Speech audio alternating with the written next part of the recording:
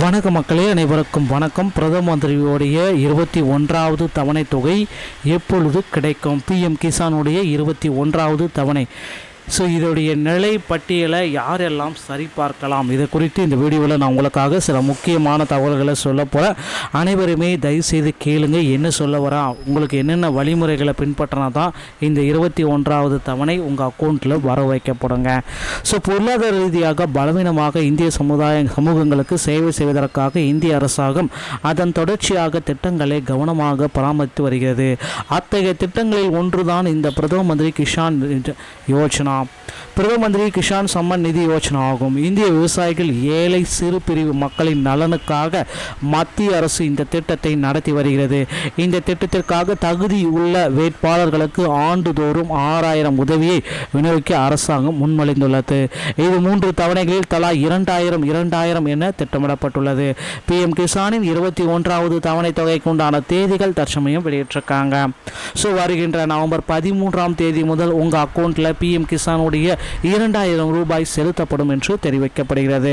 அரசாங்கம் ஒவ்வொரு தவணையும் 4 மாதங்களுக்கு பிறகு செலுத்துகிறது. 20வது தவணை ஏற்கனவே ஆகஸ்ட் 2ஆம் தேதி அன்று செலுத்தப்பட்டுள்ளது.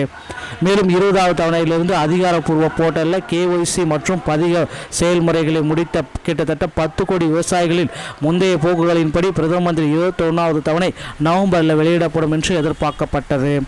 விரைவில் மத்திய அரசால் அதிகாரப்பூர்வ அறிவிப்பில் வெளியிடப்படலாம். எனவே சமீபத்திய புதுப்பிப்புகளுக்கு pmkisan.gov.in இணையதளத்தை நீங்கள் சரிபார்க்கலாம்.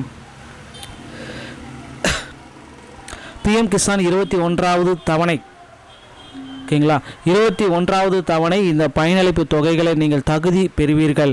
ஸோ டிபிடி முறையில் பிஎம் கிசானுடைய 21வது தவணை உங்கள் அக்கௌண்ட்டில் வர வைக்கப்படும்.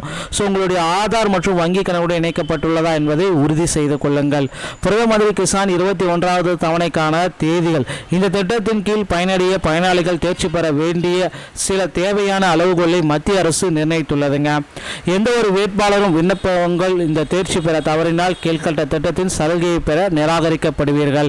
விண்ணப்பதாரர்கள் இந்திய குடிமகன் என்பதற்கான சரியான அடையாளத்துடன் விவசாயியாக இருக்க வேண்டும். திட்டத்திற்கு ஒவ்வொரு குடும்பத்திலிருந்தும் தாய், தந்தை, குழந்தைகள் வேட்பாளர் மட்டுமே பரிசீலனை செய்யப்படுவார்.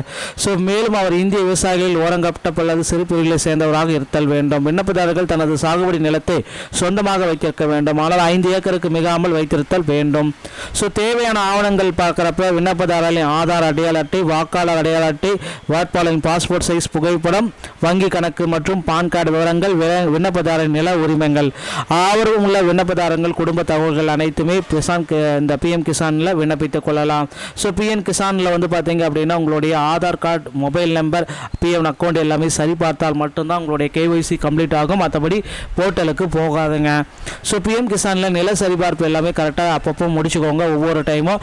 ஸோ இது எல்லாமே கிளியராக முடித்து வைத்துக் கொள்ளுங்கள். பிஎம் கிசான் பயனாளர் வேட்பாளர்களை எவ்வாறு சரிபார்க்கலாம் அப்படின்னு பார்த்தீங்கன்னா, ஸோ உங்களுடைய போர்ட்டல் மூலமாக போய்ட்டு நீங்கள் சரிபார்த்து கொள்ளலாம். இந்த மாதிரி தகவலை நீங்கள் மீண்டும் தெரிந்து கொள்ள நீங்கள் நம்முடைய சேனலோடு இணைந்திருங்கள். மீண்டும் ஒரு நல்ல தகவலோடு நான் உங்களை சந்திக்கிறேன். நன்றி, வணக்கம்.